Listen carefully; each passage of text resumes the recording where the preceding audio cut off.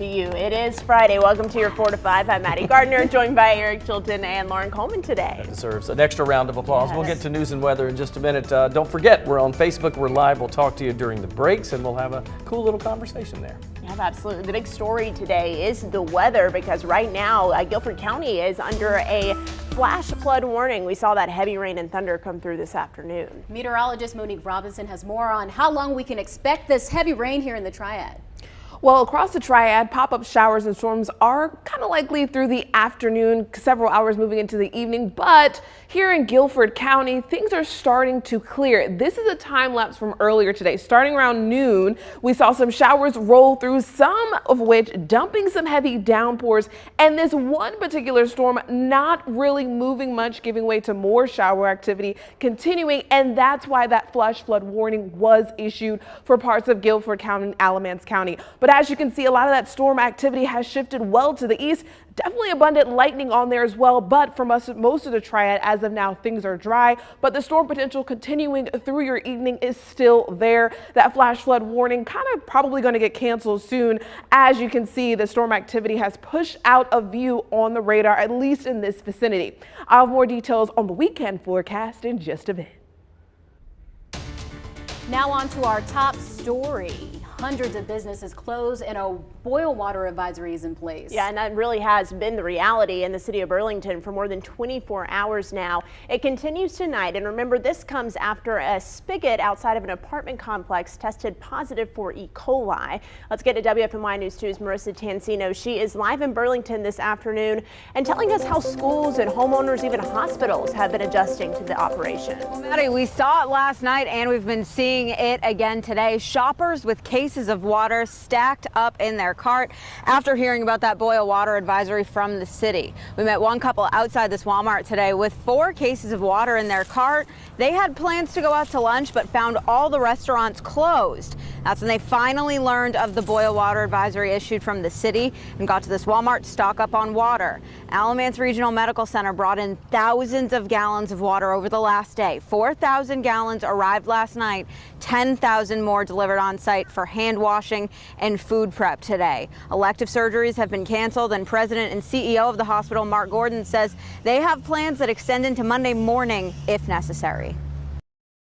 We are prepared to bring in more water, so we have a morning delivery. We're preparing for an afternoon delivery as necessary, and then we'll be making a decision late this afternoon as we need another 18-wheeler of water for the weekend, depending upon how long we go.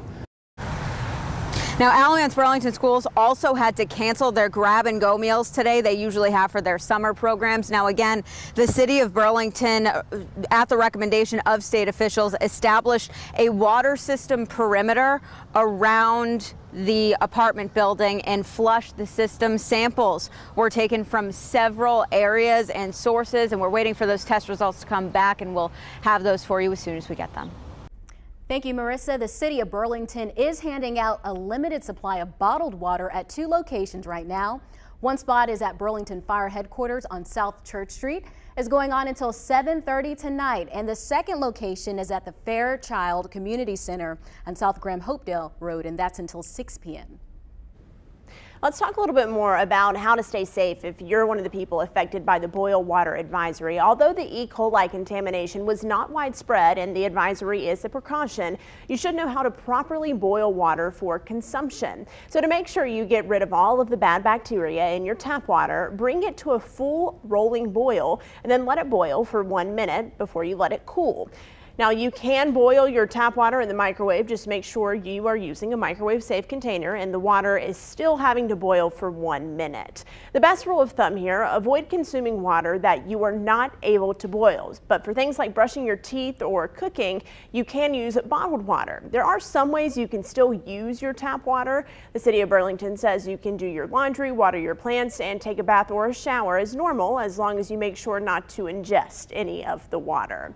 With many people still under the boil water advisory in Alamance County, we will continue to follow this story and bring you the latest updates as Burlington works to lift the restriction. You can get the latest information right here on air or online at WFMYnews2.com.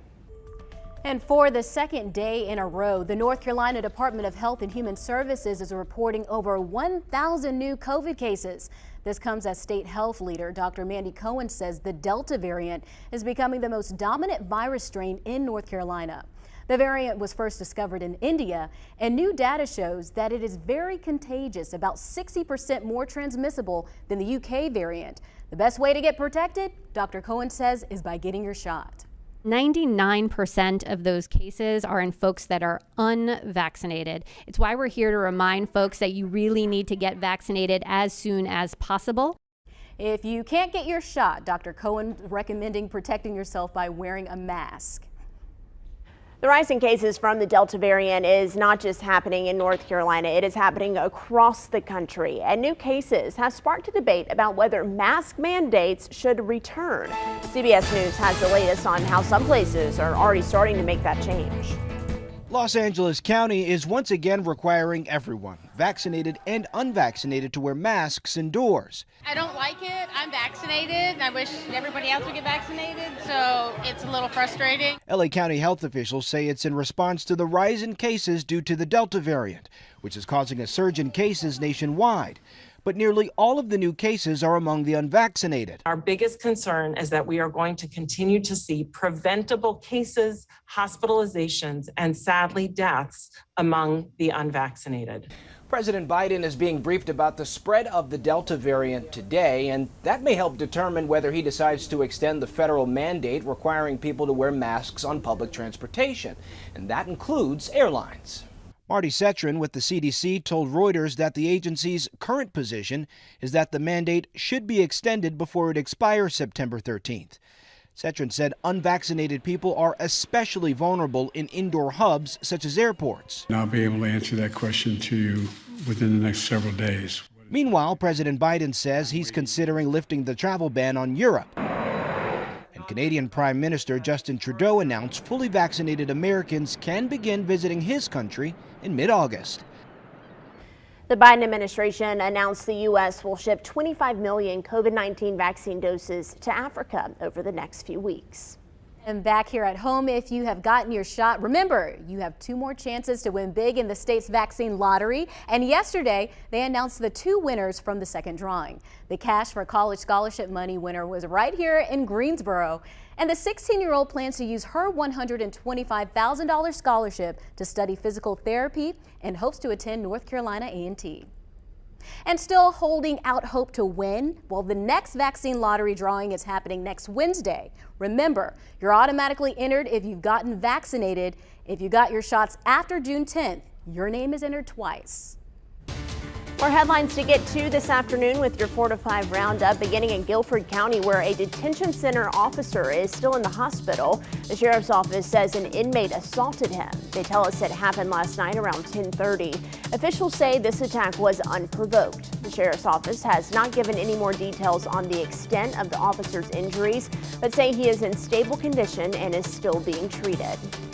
A congressional hearing on voting rights is happening today. Lawmakers are going to talk about how the Supreme Court's decision to uphold the Arizona voting laws will affect the nation. A number of states are now weighing new voting restrictions after the 2020 presidential election.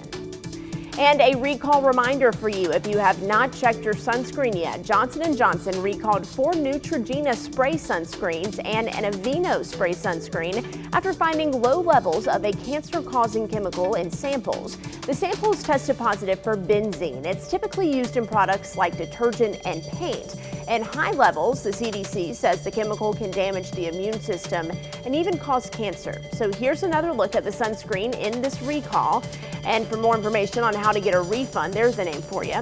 You can visit WFNYnews2.com. The 4 to 5 will be right back, but remember, we are live throughout the break on Facebook.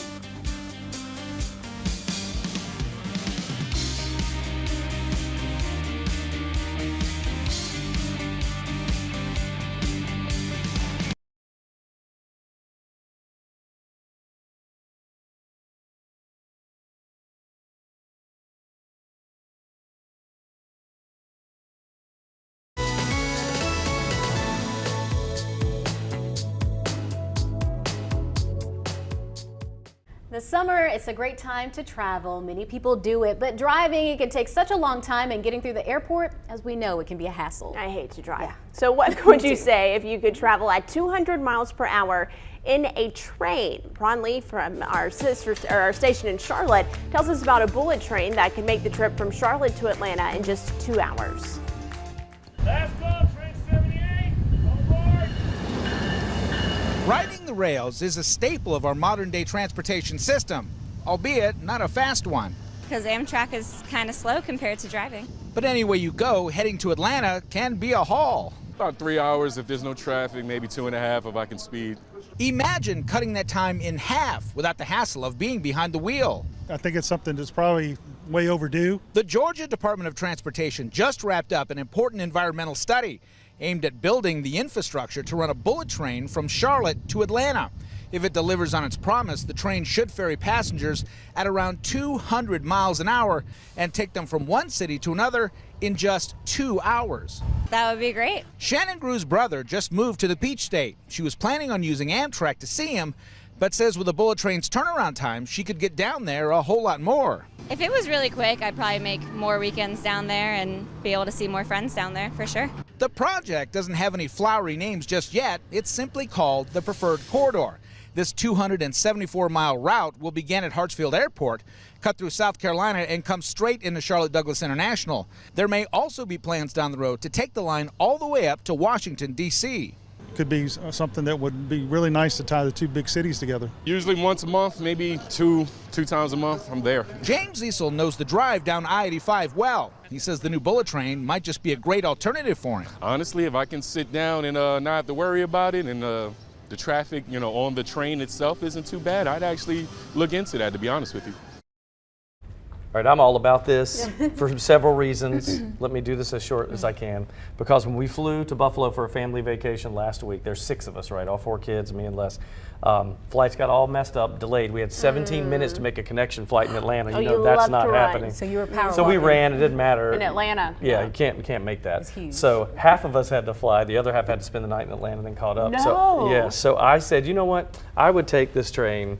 I do take a train sometimes for Panthers games from Greensboro to Charlotte. It's a good way to go. I love the train, more leg room. Yes. You can sleep, you can read, and you're not like cramped up like on Get a up, flight walk or around. something. Yes. Well, and I think, train travel is so common in Europe. So like everyone over there is taking a train, whether it's to your job or to the next country over. So I think that, America needs to catch up with that a little bit. Plus a statewide train. I don't know why we don't have Asheville to Wilmington set up, because it'd be so nice to go to the mountains or go to the beach and not have to drive. Especially, if it was going 200 miles an hour. Yeah, I'll take that. I hate long waits, so I'm all about that. Let's make it happen. We're in. We will build it. Yes. They will come. They will come. All right. And we'll take a break, and you'll come right back, we hope, in 2 minutes. Not an engineer. Could not do that.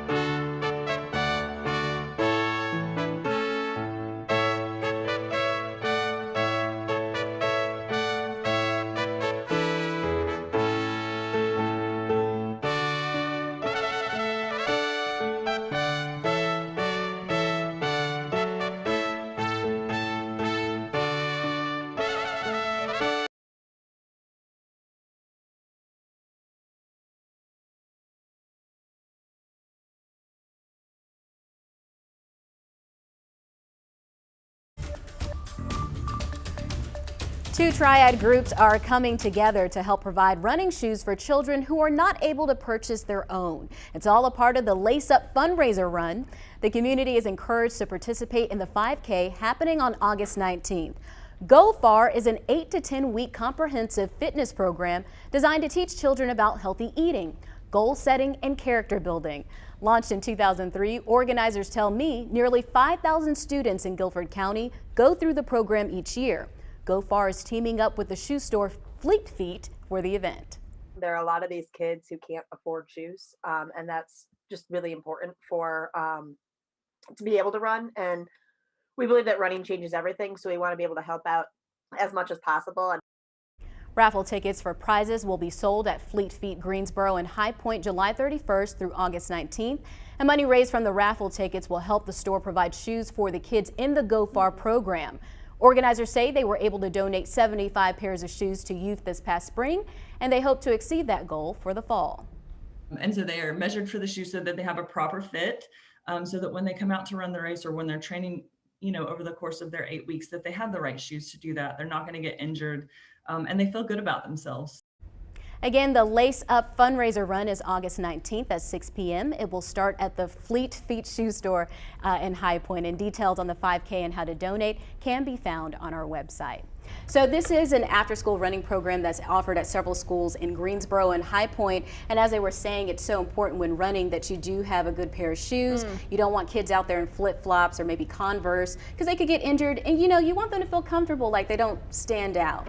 And plus those shoes, expensive. Very expensive. I was just about to say that. Running shoes are expensive. And they grow out of them. Yeah. Like their feet are growing still. So this is great that this organization is stepping in. I'm glad you said that there's a way to donate without running. Because Because I'm in on that. 3 miles is a lot. A 5K is a lot for me. I've done one 5K in my whole life. Just one. And did you enjoy it? Let's be honest, Monique. Towards the end, I was struggling. I couldn't feel my feet. Yeah. I admire runners. I am Seriously. not one. Yeah. It's that last mile that is so tough. You can always power walk. Making it to the last one? Yeah. I'm making it to the last one. I can get to the last one and then I'm almost done. Because it's 3.1, right? Yeah. I'll run 3.1 feet. Yeah. I'll run to the refrigerator. All right. But as we said, you can donate online if you don't want to run like these guys. Which is us. All right, Monique, let's talk about a forecast. Well, if you're planning to run outside today, I wouldn't really encourage it simply because of the muggy meter is still on the rise. I mean, that's what the case is throughout the summer. I would encourage, if you do any outdoor activity, to kind of push it towards the start of the day or the latter part of the day. But overall, the temperature is still screaming hot across the board. 90s for you. Now, funny thing is, earlier today, when those showers made their way through Greensboro, we cooled down to 80 degrees just about. But right now, we're climbed right back up to that upper 80 once that sun shined again, baked us outside, and now we're warm. The muggy meter also making for very uncomfortable feels heading out the door. Now, take a look at this radar. Now, what I'm looking at closely is what's occurring well to our west in the southern Ohio Valley. That's all associated with the cold front, which could bring us active weather as we go through the course of this weekend. High pressure, that's what was bringing us the warm, muggy conditions, moving away, this cold front approaching. And as we go to the latter part of the weekend and start to next week, that means additional rain chances. You can see it on here as well as on that full 7-day.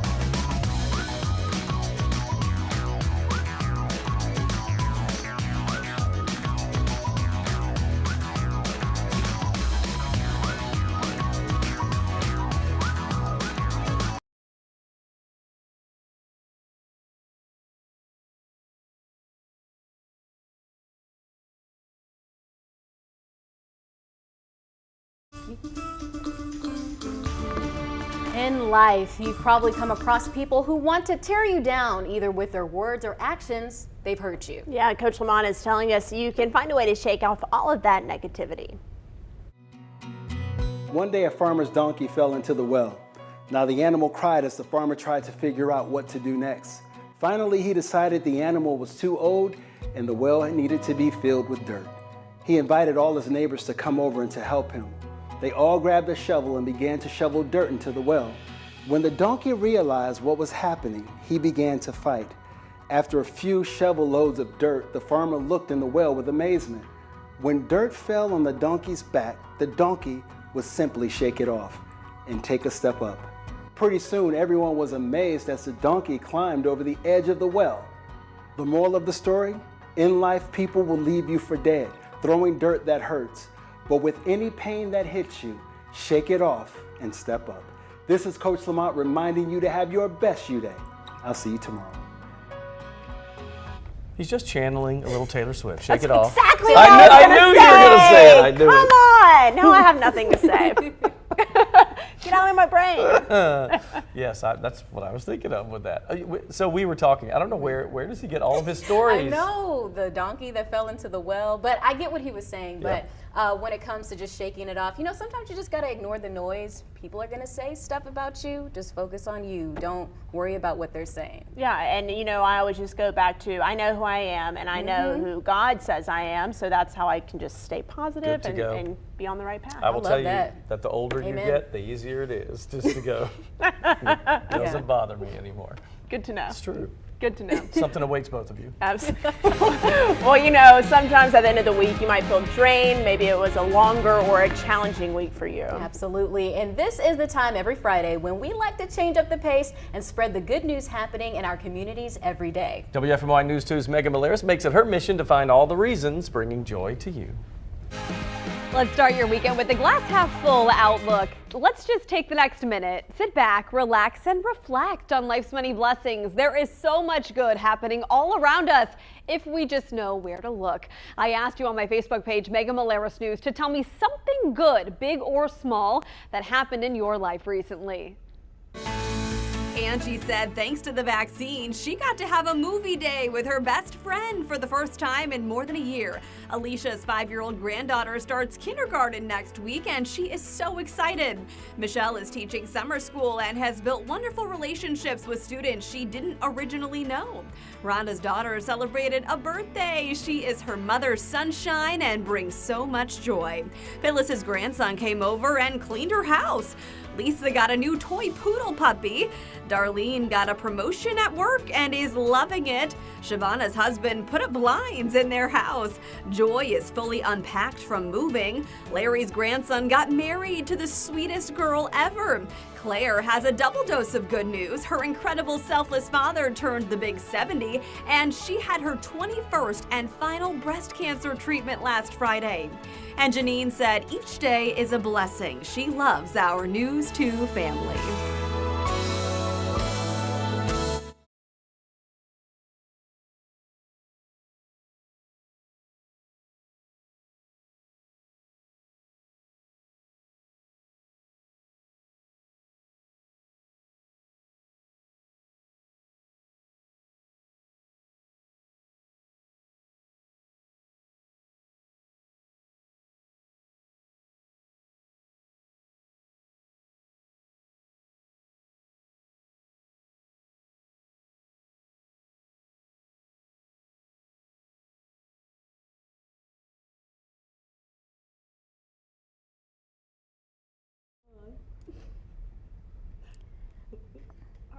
Oh, 1, 2, 3, sorry. 4, 5, 6, 7, 8, 9, 10, 11. Okay, check 1, 2, 3, 4, 5. I would like to give a personal shout out to Jay Eanes and his jokes. Jay. We love them, Jay. And just because we're not talking to you does not mean we don't love you any less. Mic check 1, 2, 3. Mic check 1, 2, 3. Mic check.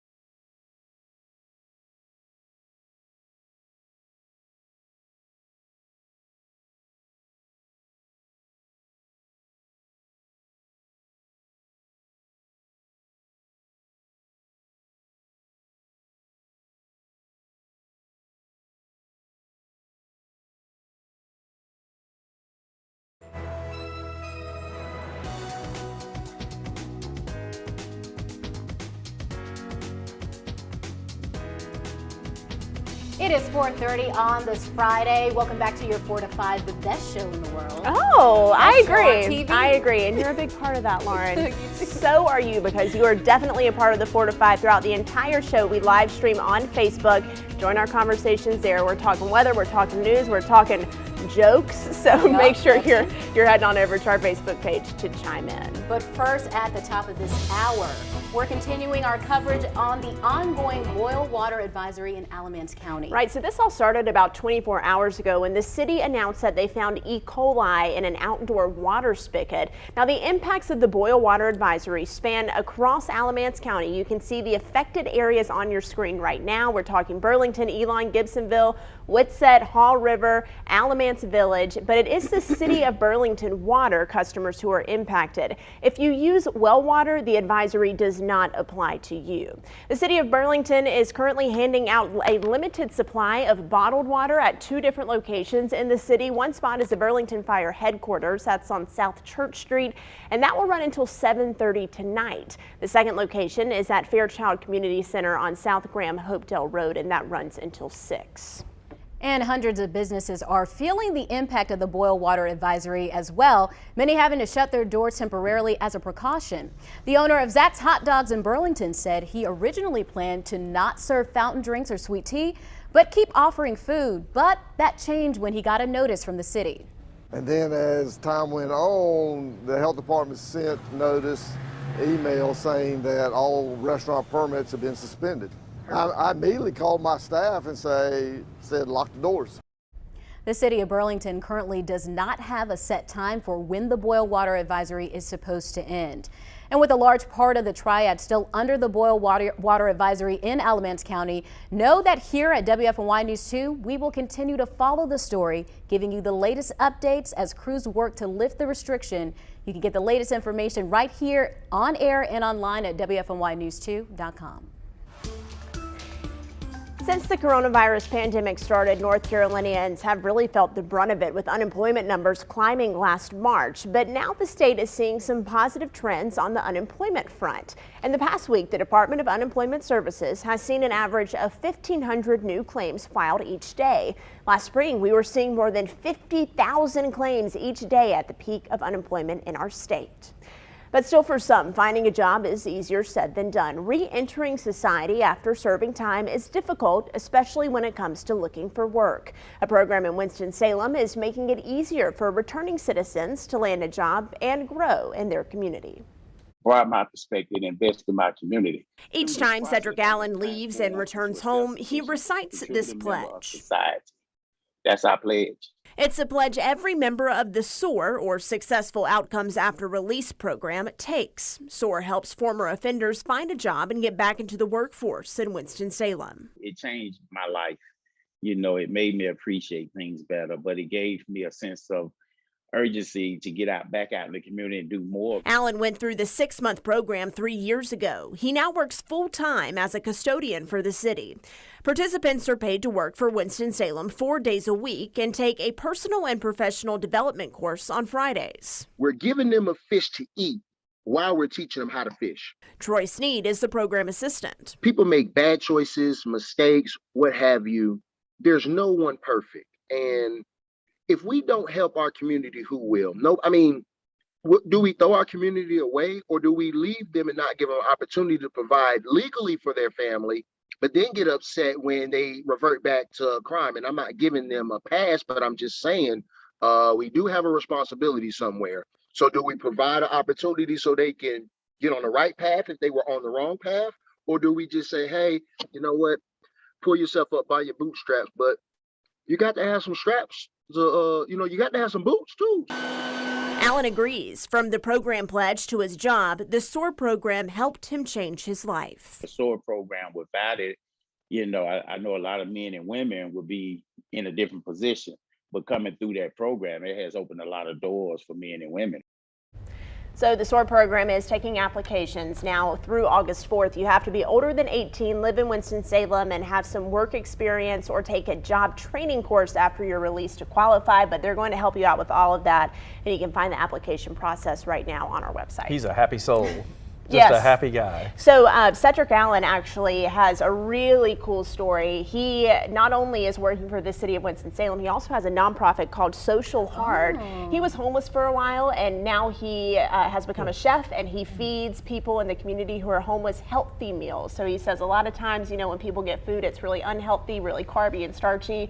So he feeds them healthier options. And that's great to hear, because you know, a lot of people who do have a criminal background, they have the skill set, they have the knowledge, they have all these talents, but when they show up to the job, it's like, I have a background, and they just need someone to take a chance on them, give them that opportunity. So it's great that this program is in place. I love his line. The best line, though, is you can't pull up your bootstraps if you don't have any boots. Yep. You got to have boots. Yes. And there are so many studies about people who are released from prison trying to find a job. For the most part, it's more than 60% of people who go in to a reformation facility have a job, and when they come out, fewer than 40% can regain employment. So it is an important thing, and when you go in this, the city of Winston will try to get you a full-time job, but if they can't, they're going to help connect you to other organizations in the community. Great work. Yep. Absolutely. Again, that information's on our website.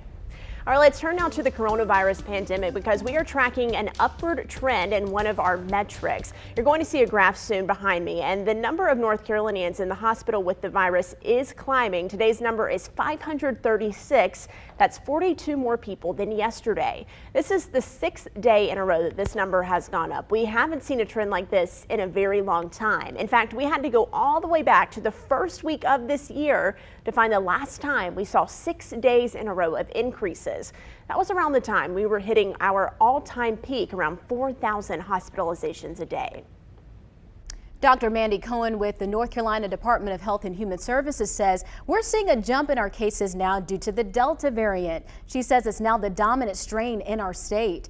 Those most at risk to the Delta variant are folks who have not been vaccinated against COVID-19.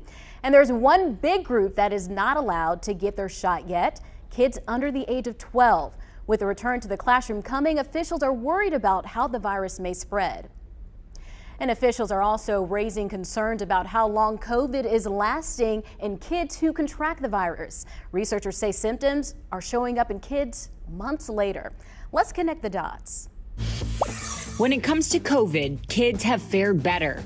They don't get as severe cases, but growing evidence is showing they are getting long COVID, and that could be a problem. Let's connect the dots. As more and more adults are getting vaccinated, children and young adults are making up more and more of new coronavirus cases. Right now, children under the age of 12 are still not eligible for the shot, and many young adults are slow to get the vaccine because they tend to not get severe COVID cases. So what does the science say about kids in long COVID? There isn't a lot of research right now, and there's some conflicting findings.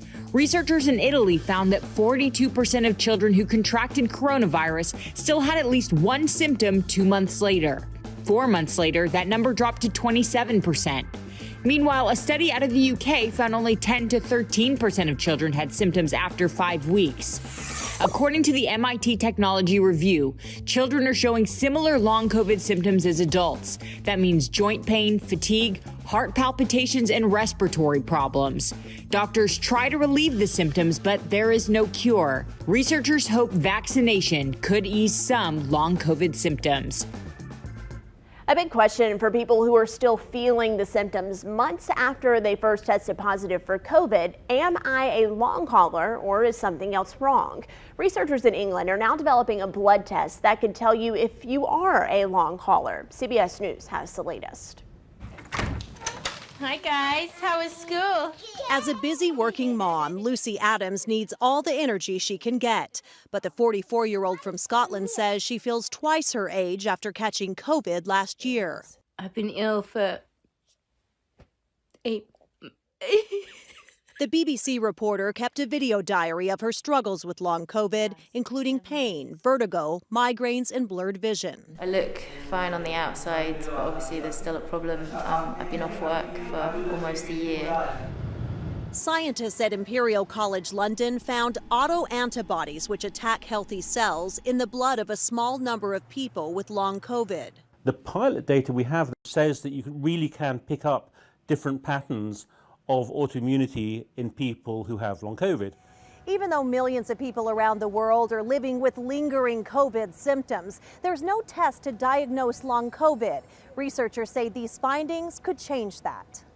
I'd hope that within 6 months we'd have a simple blood test that you could get. The initial study was small, only looking at blood from dozens of people. Researchers will now scale that up to learn even more. Lucy says she's starting to get her life back, but worries it may never be like it was before COVID. Experts say long COVID can develop from any form of the infection, whether it was mild, severe, even asymptomatic. The condition affects people of all ages, including kids and people who were previously fit and healthy. Well, today's forecast has been a bit active at times, but we're starting to dry out, at least here in the Triad. But the big question is, how will weather shape up as we go through the course of the weekend? So here's a look at rain chances for tomorrow. Greater chance for the latter part of the day. So again, kind of keeping your eyes to the skies through the afternoon, early evening, and then drying out as we go into the late night. But you can see Saturday is looking like a wetter day across the board, as well as Sunday as compared to today and even yesterday. So that high pressure moving out, making for warm and muggy conditions still, but a greater chance of scattered storms. That full 7 days showing you it all here. We do cool a bit on Monday. That's because of the extensive cloud cover with some of the showers and storms that are expected to roll through, as well as in the wake of that cool front, very weak boundary moving through, because we're bouncing right back to those upper 80s, near 90s by the end of the week.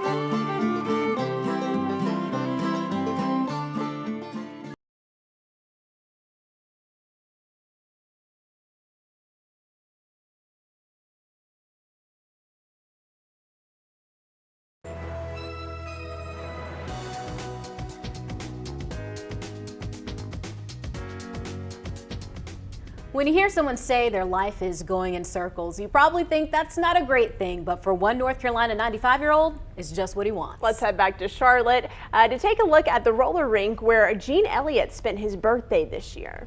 If Skateland USA in Hickory had a wall of fame, Gene Elliott would have earned his place at the top of the pack. You want the skate to fit very snug.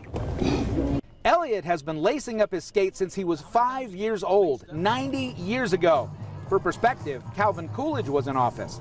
Elliot has been coming to this rink for decades, even worked here as a manager back in the 70s. He says a lot has changed since then, especially the music. Many, many years ago, we were skating to organ music, and you had someone sitting there with an organ, playing the organ, and you'd holler at them, would you mind playing so-and-so? And all those little organ numbers, you could just sort of move along. The organist eventually would play Amazing Grace, a song Elliot likes, but says isn't the easiest to dance to. He says he's more of a disco man himself, Bee Gees, Andy Gibb, and the like. When he's not out navigating the crowds, you can actually find him dancing right over by the rails. Elliot wasn't always this happy. He lost his beloved wife about 15 years ago. Married 57 years, and I've never seen anyone that could take her place. He admits he hit a dark place and spent most of his time at home. He credits the sport for bringing him back. So I came back over here, and that got me started. I was 80 years old, and I just picked up, and I just continued to come. Now he's got 5 generations that have picked up his love of skating. My daughter, she roller skates. My son roller skates, and we're just a roller skating family. But tonight isn't just about skating, it's about celebrating. Elliot turns 95 years old, and what better place to bring family and friends than to his favorite skating rink, and still impressing people, including Kenneth Rhodes, who worked with Elliot as a manager here back in the 70s. No, it's amazing that he's still skating like he is. But he's always found a way to do what he loves the most. Even when COVID hit, employees would invite him down for a solo skate. So he would come every week and skate for about an hour, hour and a half. Now, like the wise old Yoda from Star Wars, he wants to pass his knowledge on to the next generation. Give me 5 minutes over here, or 10 minutes in that little game room up here, and I'll teach you how to skate. Well, I need to go see him. He needs to teach me. I can't roller skate. I need his help. He was going faster than some of the kids out there. Yeah. That is impressive. And super sharp. His answers to the questions, you'd never guess. Doing a little dance on the skates, by the way. I love that. When they said he was a manager in the 70s, I was doing the math. He was in his 50s in the 70s. I was like, wow. Right. That's crazy. And the organ, Yes. not Oregon, the organ music playing. That's amazing. Happy birthday. Happy birthday. That just made me so happy. That made my Friday. That makes me want to go roller skate. I loved to roller skate as a kid. I like to skate as well. I like the roller blade though. Oh, Y'all are so braggy. You do you should skate? do it. No, I can't skate. Yes, you can. You can No, it's not that hard. Roller blading is easier than the skating. Promise. See, I was the other way around. Really? I can't rollerblade. I feel like I'm gonna break an ankle any second. No, I actually have those. When I was a kid, I had they looked like tennis shoes. The roller skates that looked like tennis shoes. They didn't have all that ankle support, which you probably. Were you at the Starlight? Yes. Starlight Skate Yes. Center. Where we grew up. Parents always dropped us off, come pick us up later. Yeah. It's been not a you, minute since I've been skating. We should do that. Another That team would be fun. bonding We'll teach experience. Matt. Yeah, we'll teach you. You could do it. You could get one of those little poles Maybe like I they're don't carrying. want to learn. Yes, I think you should. I'll try. We'll A be break right ankle back. though. It's a life skill.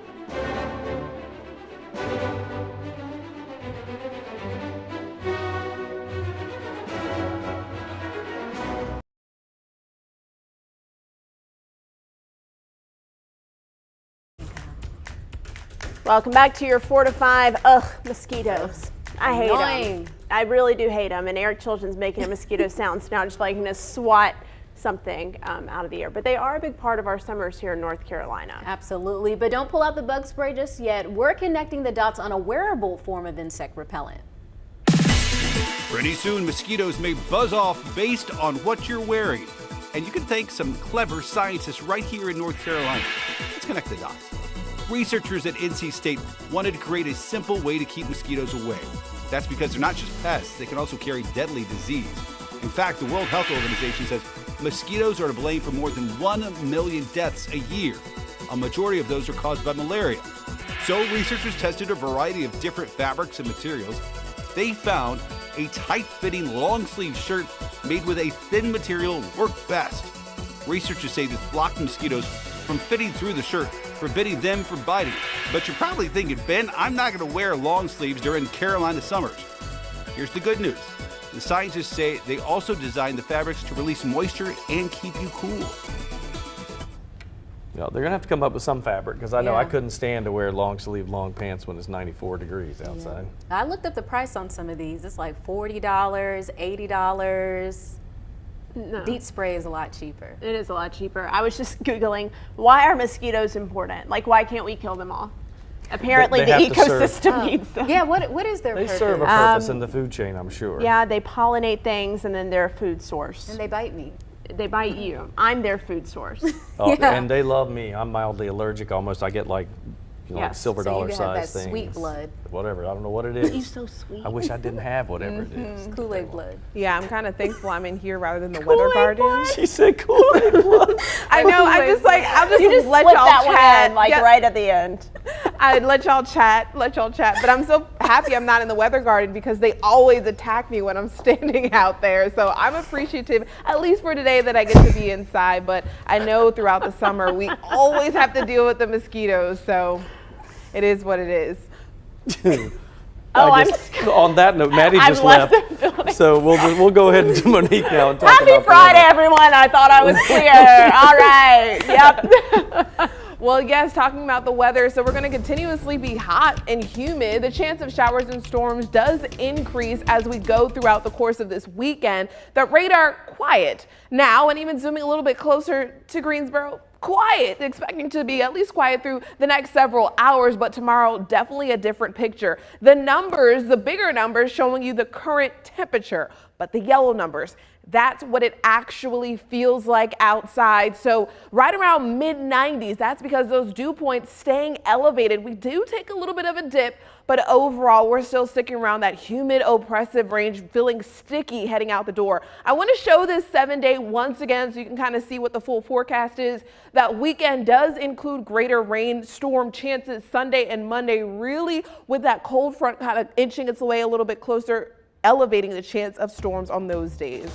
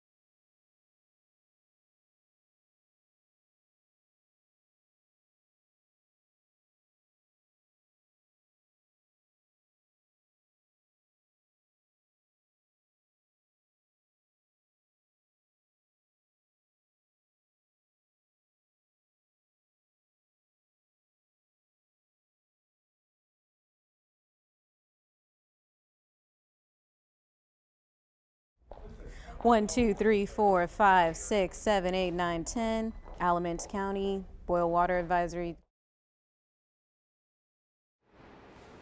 Hey there, mic check, 1, 2, 3, 4, 5. Yep, I just heard it.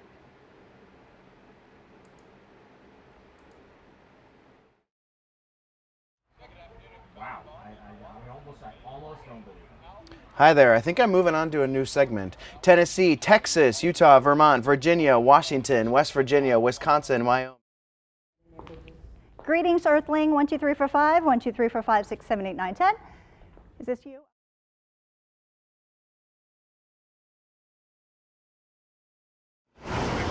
Hey there, mic check. 1, 2, 3, 4, 5. Mic check. 1, 2, 3, 4, 5.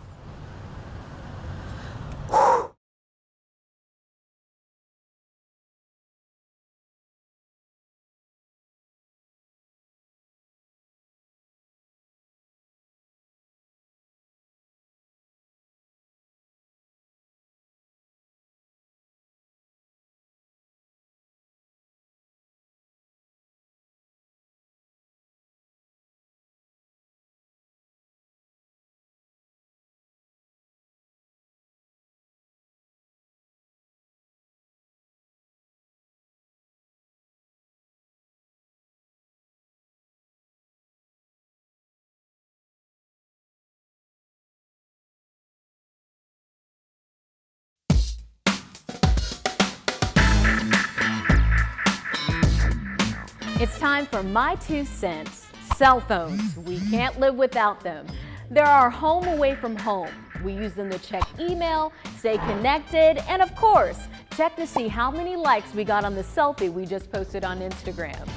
They really are essential to our everyday lives, but they can also be a pain, and by that, I mean distracting. Here's just a few examples from the past week or so. Recently, I went to lunch with a friend, and throughout our conversation, they continued to glance at their phone. It made me feel ignored, but sadly, I can't say I've never done that before. I've been called out on it myself. Then, we often talk about distracting